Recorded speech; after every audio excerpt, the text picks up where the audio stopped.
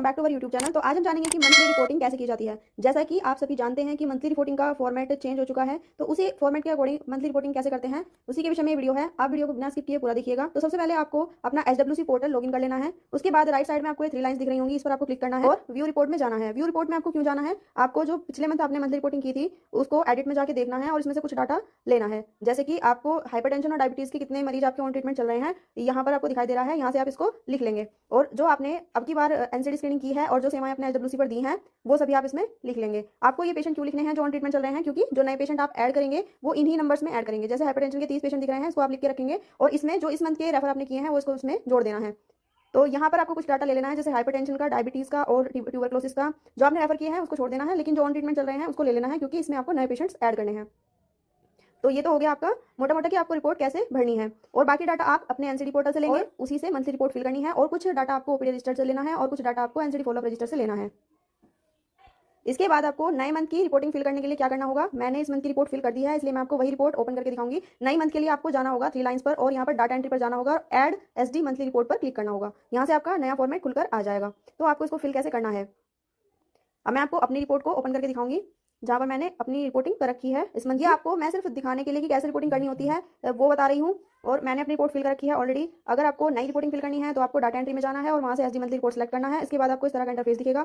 इसमें आपको अगस्त की रिपोर्टिंग करनी है तो आपको यहाँ पर मंथ सेलेक्ट करना है। उसके बाद यहाँ पर आपको सीबैक फॉर्म, जितने भी आपने सीबैक फॉर्म फिल कराए हैं आशाओं से, वो आपको इसमें फर्स्ट वाले ऑप्शन में फिल करना है। ये डाटा आपको कहाँ से मिलेगा, अभी आप NCD स्क्रीनिंग ई-कवच पोर्टल पर करने लगे हैं तो आपको जहाँ से आप PVI फिल करते हैं उसी ई-कवच पोर्टल पर एक NCD रिपोर्ट देखने का ऑप्शन आता है, वहां से आप सारा डाटा लिख सकते हैं देखकर और यहाँ पर फिल करेंगे। ये वाली रिपोर्ट आपको कैसे फिल करनी है, आपको ज़्यादा टाइम नहीं लगाना है, क्योंकि SWC पोर्टल में अभी थोड़ी दिक्कत चल रही है। आपको 5 मिनट के अंदर ये रिपोर्ट पूरी फिल कर देनी है, 5 मिनट से भी पहले, क्योंकि ये सेशन एक्सपायर हो जाता है जल्दी से, इसलिए आपको ये डाटा लिख के रखना है, फटाफट से इसमें डाल देना है। इंडिविजुअल इम्पैनल्ड में आपको क्या करना है, जो अपने इस मंथ की OPD की है, जो आपने रजिस्टर में की है, जो आपने SWC पोर्टल पर अगस्त मंथ की टोटल OPD चढ़ाई है, वो आपको इसमें लिखना है। उसके बाद आप नेक्स्ट चलेंगे तो यहाँ पर हाइपरटेंशन और डायबिटीज के मरीज और ओरल कैंसर ब्रेस्ट स्क्रीनिंग, मतलब जो आपने स्क्रीनिंग करी है उन सभी के मरीजों का, जो आपने NCD स्क्रीनिंग करी है उन सभी लाभार्थियों का डाटा देना है। जैसे मेल फीमेल आप कहाँ से देखेंगे, जो आपने ई-कवच पर NCD शुरू की है तो उसमें थोड़ा सा मेल फीमेल में दिक्कत हो रही है, उसमें शो नहीं हो रहा है डाटा कि मेल कितने हैं फीमेल कितने हैं। तो आपको कैसे चेक करना है, इसका सबसे बड़ा सिंपल उपाय यह है कि आपने जितने बंदों की ब्रेस्ट स्क्रीनिंग करी है, ब्रेस्ट कैंसर स्क्रीनिंग करी है और जितने बंदों की सर्वाइकल कैंसर स्क्रीनिंग करी है, उससे आपको फीमेल्स का पता चल जाएगा। इनमें से कोई एक पॉइंट आप देख लीजिए, जैसे आपने ब्रेस्ट कैंसर स्क्रीनिंग करी है तो उसमें आपने कितना, उस पर कितना नंबर दिखाई दे रहा है, जैसे 75 दिख रहा है, 73 दिख रहा है, तो वही आपकी टोटल महिलाएं हो जाएंगी। तो आपको इसमें क्या करना है, हाइपरटेंशन वाले में मेल में डालना है टोटल तो आपका ही हो गया जितने हमने सीबैक फॉर्म फिल करे 169। उसके बाद आपने स्क्रीनिंग कितनों की करी हाइपरटेंशन की, 169 में से 96 मेल की और 73 फीमेल की, तो आपको इसमें 96 मेल में डालना है और 73 फीमेल में। ऐसे ही आपको डायबिटीज़ में कभी कभार ऐसा होता है कि डायबिटीज़ के कुछ पेशेंट मना कर देते हैं कि हम स्क्रीनिंग नहीं कराएंगे, तो ये डाटा, ये नंबर कम भी हो सकता है, ज़्यादा भी हो सकता है, तो यहाँ पर और सेम भी हो सकता है। तो यहाँ पर आपको 96 डालना है मेल में और 73 डालना है फीमेल में। उसके बाद ओरल कैंसर स्क्रीनिंग में भी सेम ऐसे ही करना है। ब्रेस्ट कैंसर स्क्रीनिंग में आपको वो नंबर डालना है जो आपको NCD स्क्रीनिंग में दिखाई दे रहा है। उसके बाद सर्वाइकल कैंसर स्क्रीनिंग में भी आपने जितनों की सर्वाइकल कैंसर स्क्रीनिंग करी है ये सिर्फ फीमेल का होगा, ब्रेस्ट कैंसर स्क्रीनिंग भी फीमेल का ही होगा, इसलिए आपको इसमें अलग नंबर डालना है। उसके बाद हाइपरटेंशन न्यू डायग्नोस्टिक पॉजिटिव, मतलब आपको हाइपरटेंशन के कितने मरीज की स्क्रीनिंग में मिले हैं उतना आपको इसमें लिखना है। मेल कितने मिले हैं, फीमेल कितने मिले हैं, जिनको आपने CSC या PSC पर रेफर किया है। उसके बाद डायबिटीज़ में आपने कितने मरीजों को डायबिटीज़ के लिए CSC या PSC पर रेफर किया है, उसमें मेल कितने थे और फीमेल कितने थे, वो इसमें आपको फिल करना है। देखिए इसमें मेरे मेल 4 हैं, फीमेल 2 हैं और टोटल 6 हैं। हाइपरटेंशन में टोटल 2 हैं, इसलिए ओरल कैंसर स्क्रीनिंग में भी आपको ऐसे ही करना। अगर उस गांव में आपको स्क्रीनिंग के दौरान कोई ओरल कैंसर का मरीज मिलता है, मुंह के कैंसर का मरीज मिलता है, तो आप इसमें डालेंगे, उसको रेफर कर देंगे। उसके बाद ब्रेस्ट कैंसर स्क्रीनिंग में अगर कोई मिलता है उसको भी रेफर करना है। सर्वाइकल कैंसर स्क्रीनिंग में भी अगर नहीं मिलता है तो आप इन सब में 0 डालेंगे। उसके बाद आ जाता है इंडिविजुअली ऑन ट्रीटमेंट। तो आपको इसमें क्या करना है, देखिए अभी आप ये मेरा ऊपर वाला नंबर देखिए, न्यू डायग्नोस पॉजिटिव वाला, हाइपरटेंशन के मैंने 2 मरीज रेफर करे हैं, डायबिटीज के 6 किए हैं। तो अब आपको क्या करना है, जो आपके पिछले मंथ के मरीज थे जिनका आपने ट्रीटमेंट चला रखा है हाइपरटेंशन का और डायबिटीज का, उन सभी को आपको लिख के रखना है। जैसा कि मैंने आपको पहले बताया, उन सभी में से आपको देखना है मेल कितने हैं फीमेल कितने हैं, और अब उन मेल और फीमेल में आपको ये वाले पेशेंट जोड़ने हैं। जैसे मेरे पिछले मंथ के थे 11 पेशेंट्स मेल, और इसमें एक जोड़ दिया तो ये 12 हो गए, और पिछले मंथ के मेरे फीमेल 17 पेशेंट थे, इसमें एक जोड़ दिया तो ये 18 हो गए, तो ये टोटल 30 मेंबर हो गए मेरे ऐसे जिसको हाइपरटेंशन है और इनका इलाज हमारे HWC से चल रहा है। उसके बाद है डायबिटीज़ का भी ऐसा ही है। आपको जो इस मंथ में मिले हैं 4 मरीज मिले हैं, पिछले मेरे 11 थे, 15 हो गए टोटल मेल, और यहाँ पर जो इस मंथ मुझे डायबिटीज़ के मरीज मिले हैं वो 2 हैं फीमेल में, और पिछली बार मेरे 9 थे और इसमें 2 जुड़ गए तो 11 हो गए। तो मेरे हिसाब से आपको ये समझ में आ गया होगा कि जो हाइपरटेंशन और डायबिटीज़ के मरीज हैं जो पिछले मंथ में थे उन्हीं में आपको इस मंथ के मरीज जोड़ के चलना है, और पूरे साल आपको ऐसे ही जोड़ते जाना है। लेकिन जब नेक्स्ट ईयर आएगा आपको शुरुआत से इन पेशेंट्स का दोबारा रेफर करना है और फिर से आपको अपने मरीजों में ऐड करते जाना है।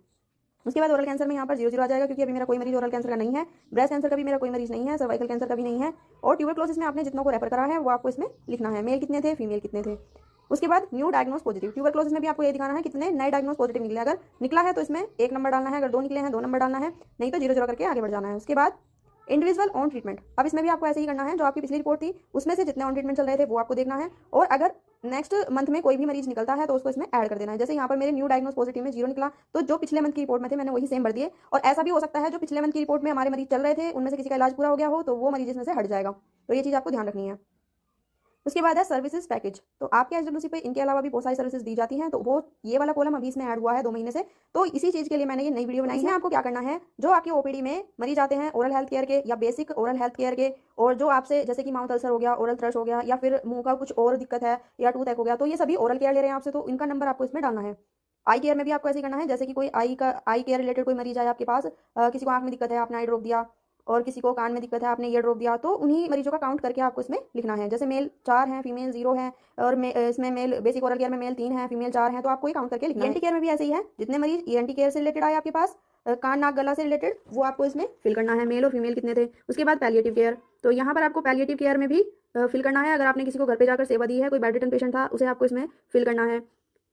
तो इसमें ऊपर लिखा हुआ है total number of individual manage with the respective disease of condition, अगर आपने इनकी डिजीज को मैनेज किया या आपने कोई सिम्टोमेटिक ट्रीटमेंट उसको दिया है वो आप इसमें लिख सकते हैं। उसके बाद एमएनएस कंडीशन, एमएनएस कंडीशन में जो मेंटल हेल्थ से रिलेटेड कंडीशन होती हैं उसमें आपको क्या करना है, मेल फीमेल बताना है। अगर आपके पास ऐसा कोई मरीज आता है और जिसे आपने सेवाएं दी हैं वो आप इसमें डालेंगे, नहीं तो आप इसमें 0 करके आगे बढ़ जाएंगे। उसके बाद है emergency medical services and trauma और बर्न, तो जो मेडिकल इमरजेंसी होती है, जैसे कोई रोड ट्रैफिक एक्सीडेंट का पेशेंट आता है या कोई मेडिकल इमरजेंसी वाला पेशेंट आता है, उसमें आपको कितने मरीज आए हैं जिसको आपने सर्विसेज दी हैं वो आपको इसमें डालना है। उसके बाद जो ट्रॉमा और बर्न के जो पेशेंट आपके पास आते हैं वो कितने मरीज आए जिसको आपकी सेवाएं दी है वो उसमें मेल फीमेल करके डालना है।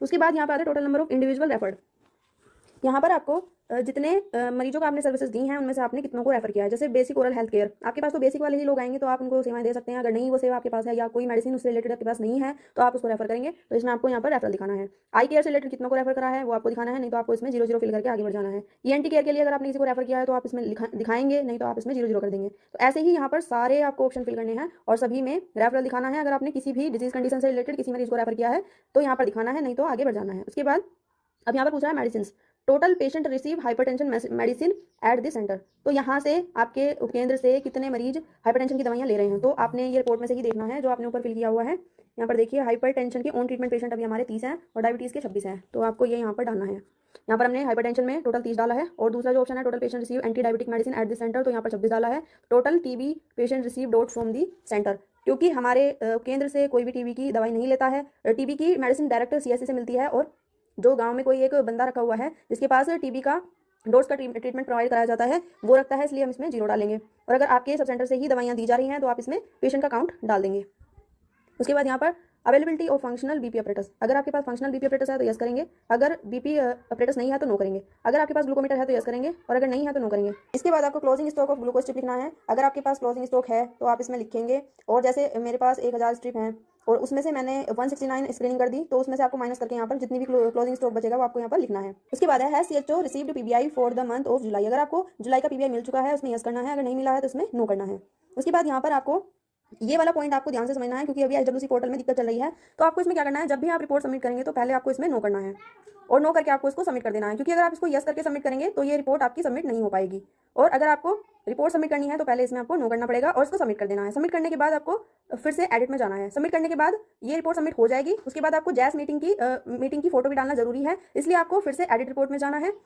देखिए इसी प्रॉब्लम की वजह से मैंने आपको कहा था कि आप जल्दी जल्दी रिपोर्ट फिल करना, जिससे आपकी रिपोर्ट सबमिट हो जाए, नहीं तो आपका ऐसे सेशन एक्सपायर हो जाता है, इसलिए दोबारा आपको फिर से लॉगिन करना पड़ेगा, और लॉगिन करने के बाद आपको फिर से उसी पोर्टल पर जाना है, आपको जल्दी से रिपोर्ट सबमिट करनी है। और सबमिट करने के बाद देखिए ये जो यहाँ पर आपको एंट्री एट डेट लिख रहा है, जिस दिन मैंने रिपोर्ट सबमिट करी है ये डेट वो है, और उसी दिन मैंने इस रिपोर्ट को अपडेट किया है। जो आपका जैस का फोटो इसमें नहीं डाला है वही आपको इसमें डालना है। उसके बाद आपके रिपोर्ट के सामने ऐसे लिखा हुआ आएगा 4 सितंबर 2024 को मैंने ये रिपोर्ट अपडेट भी करी है, तो यहाँ पर आपको एडिट में जाना है, और अब आपको यहाँ पर यस करके जैस का फोटो सबमिट कर देना है, तभी आपका रिपोर्ट फुल्ली सबमिटेड हो पाएगी। अगर आप जैसा फोटो नहीं डालेंगे तो आपकी रिपोर्ट अधूरी रहेगी, तो आपको ये फिल जरूर करना है। उसके बाद आपको बाहर आ जाना है, तो आपको ऐसे रिपोर्ट सबमिटेड दिखेगी। आई होप ये वीडियो आपको समझ में आई होगी। अगर कुछ समझ में नहीं आया तो मुझे कमेंट बॉक्स में जरूर बताना। चैनल को सब्सक्राइब करना, वीडियो को लाइक करना और शेयर करना। Thank you.